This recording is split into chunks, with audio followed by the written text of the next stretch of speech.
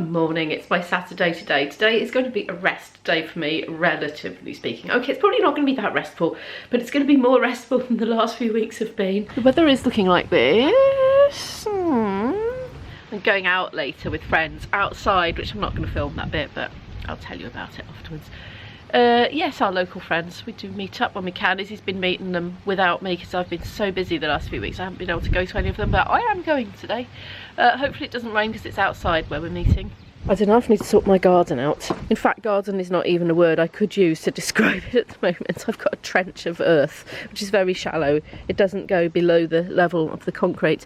Look, I accidentally grew potatoes by completely forgetting to dig them up last year. That was a surprise. So no veg this year, but I want to get flowers and make it look all pretty. I got hit by an exceptional wall of tiredness yesterday when I got in from Cardiff. I just couldn't do a thing. I was exhausted, so I just got into pyjamas and sat in bed and watched videos all evening. Isabel was hungry when I got in and said, I'll cook myself some dinner, do you mind? I said, I don't mind, I've just had a sandwich on the train. So she cooked for herself and brought me up a cup of tea, and I chilled out for the whole night. I went to bed relatively early at midnight.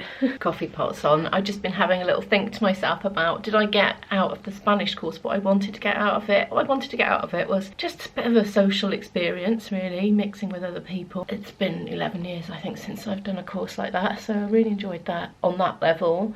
But I also wanted to make a rapid amount of progress on Spanish in a short amount of time, and I feel like I've kind of done it. A lot of it was I didn't know that I knew it, but I did, because it was so similar to Portuguese, if you know what I mean. I do feel that I could probably do both, I think.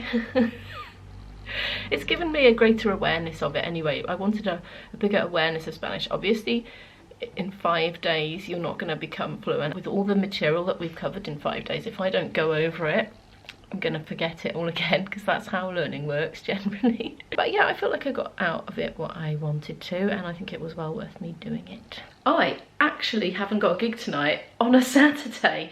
It's very unusual, you know. There's no set pattern to these things.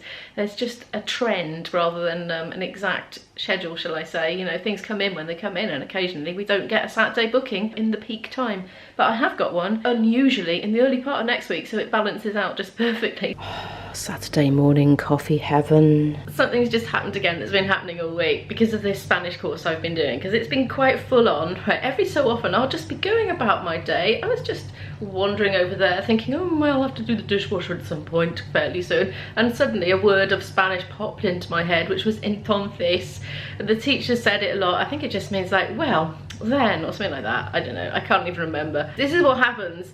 Earlier I was doing the coffee pot and I suddenly said to myself in my head, viernes, like a random day of the week. This is what happens when you do a lot of learning one language in a short amount of time.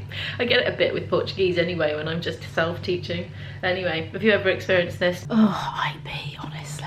He comes in here and he goes straight for the fridge letters and he goes hoo hoo hoo hoo hoo, and he has to rummage around, but he limits himself to a certain amount. Like, he grabs a couple of handfuls and then he works with his limited selection that he's randomly got. Did I show you my Lloret de Mar fridge magnet? I can pronounce it properly now, see? Oh, these are the ones I like best. Sorry, IB, he bought me this Isle of Wight one. I like the 3D ones like that, the sort of ruggedy ones. They look like they're hand painted. I don't know if they are, but yes, those are my favourite types of fridge magnets. Hey, I actually managed to get a t-shirt yesterday, can you believe it, from a local shop for £5. It's a man's one. It's a bit big, but yeah, I like that part. I need to get dressed now anyway and go shopping quick because the time is ticking. I've been enjoying sitting in bed watching YouTube basically this morning, and it's been heaven, absolute heaven. I've thoroughly loved it, but the time is getting on. I've been eating a very delicious bowl of yogurt with frozen blueberries and banana. Unfortunately, my kitchen is a mess, so I'm going to quickly deal with that and get it all tidy so that when I come in with my shopping, I'll have a lovely clean kitchen to put all my stuff away in. There, that's looking better, isn't it? Do you know, I haven't got a routine for cleaning. I just do it when it screams at me to be done. That's it. Not good really, is it? And me being quite a fan of having routines for things too. Right, I'm gonna get my trolley and I'm gonna go to B&M and Iceland, and if it's not too crowded, I'll film in there. And if it is too crowded to film, I'll show you what I bought when I get back. Guess who's distracted in a charity shop? This is what I should have just done in the first place. That's £3. I like the look of that. I'm going to try it on if I can. thing with charity shops is you've kind of got a greater selection in a way, because there's one of everything rather than like a whole row of the same thing. So the chances are, if you're a bit of an awkward so-and-so like me, yeah, it might be a better bet. Plus it doesn't break the bank, of course, which is another huge advantage. I used to do all my clothes shopping in charity shops, and then I got out of the habit when Izzy reached a certain age when it was just awkward to be going around with her. And then the pandemic happened. But now I think I'm back in an era where I can start hitting the charity shops with force again. Oh no, and make it, I'll have to put that back on, hang on. All fixed. I'm not quite sure why I'm looking in the extra large section anyway, but sometimes, I don't know, you can use things for other purposes, like it might have been meant to be a skinny tight thing, but then you could wear it as a baggy thing, you know what I mean? You do what you like, can't you? You're in charge of what you do. It doesn't have to be dictated by fashion designers and their labelling. I'm gonna get it. It is really crowded in B&M. I couldn't even get a wheelie trolley thingy at all. They were all gone. And I want to get pop, so this is a bit of a pain. Oh good, they got my favourite noodles in. Well, I prefer the stir-fry ones. Oh, 45p, they've gone up. Izzy needs cereal. I'm going to get her some Cheerios for £1.29. Ah, the emergency bread rolls. Now, do you know what my daughter did? Took 2 out without letting me know, baked them, put them other 2 back in the cupboard and just left them there, and of course went off, didn't they? They smelt fermented. She didn't realise that once it was opened you had to use them. So anyway, she knows now. Braces bread, we've got a couple of days this week where we're going to need packed lunches again. I've had my daughter home a lot recently and I've loved it. It's been lovely to have her. I want some chocky bickies. They're up behind people at the moment. Squeeze in maybe. It's that 150 for... let's get those, shall we? What's that for? Oh, it's 1.99. £1 for 5 and 1 free. These are 9. I haven't got time to do the maths, I'm in a hurry. I'm just going to get these. We're completely out of pop. Now, this is why I wish I had a trolley, because this is going to be a pain to carry this around the whole shop. I would like to get them last if I've got to carry them. But anyway, £3.50. I'm going to do a big online shop soonish. Get this kind of stuff in bulk because it's heavy. Well, I did not know they did toothbrushes and toothpaste for dogs. Do they actually need it, or is it just like a sales gimmick? I genuinely don't know. That's a genuinely innocent question. I'm not taking the mickey. The poor old birds are down to skin and bones. No, they're not really. They're just getting the food from next door. But I still want to get them some seeds. I'm glad to see the seed mix is back for £1, because last time I got sunflower seeds, 79p for a little bag, and they ended up all over my garden. The messy little things, scattered them everywhere. I'm queuing up to pay now because that's literally all I can carry without a wheelie trolley. I'd have probably got a bit more if I had a trolley. Oh no, so typical. I've been waiting for this guy to call me back all week about a gig, some details, finish time, etc. Loads of little details. And he just rang while I was at the checkout, so I couldn't pick it up. Now I need to go to Iceland. Yippee! Reduced to clear broccoli. No, there's nothing wrong with that. I'm going to get 2.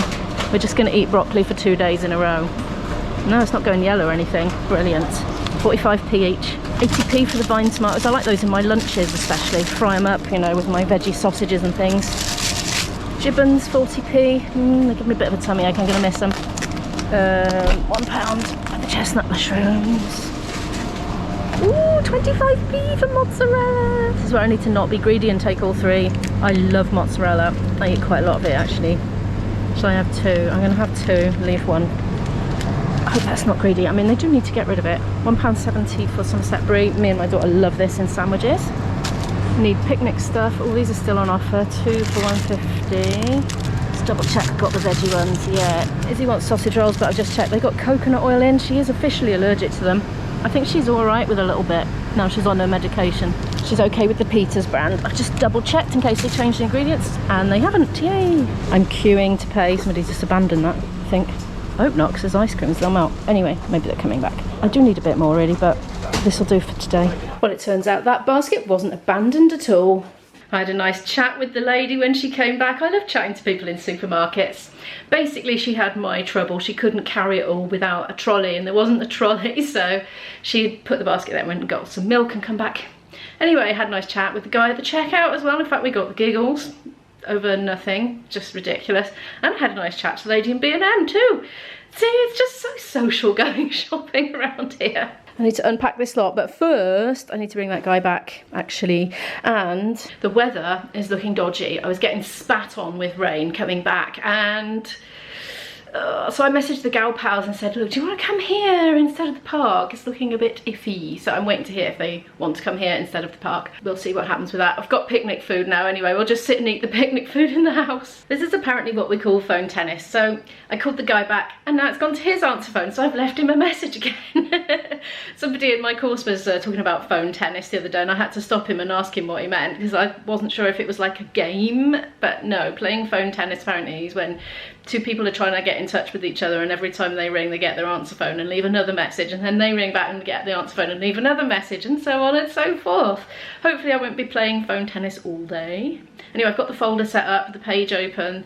So like I've got like an info sheet and there are certain gaps that I would like to fill. For example, exact start time, exact finish time, when the breaks are. Right, I'm going to unpack this stuff and give the front room a quick clean and hoover just in case people are going to pile in here. I bet they do. It's looking yucky out there. It is slightly raining and the clouds are looking like that. Okay, the gal pals have both had the message. It's a mess in here. They're coming, which is going to be great. So I'm just going to have a quick pick up and hoover and put the cushions back in place and all that stuff. Isn't it, Aura? Yes. Except I've just discovered that has happened. So I need to give the hoover a little haircut before we can proceed. Does anybody else have this problem? When somebody leaves a whole roll of cotton, real roll of cotton on the floor, and you don't realise, and then the hoover touches the slightest bit of end, which was maybe camouflaged on the top of something white or something, and then before you know it, the whole reel has unravelled and stuck in the hoover.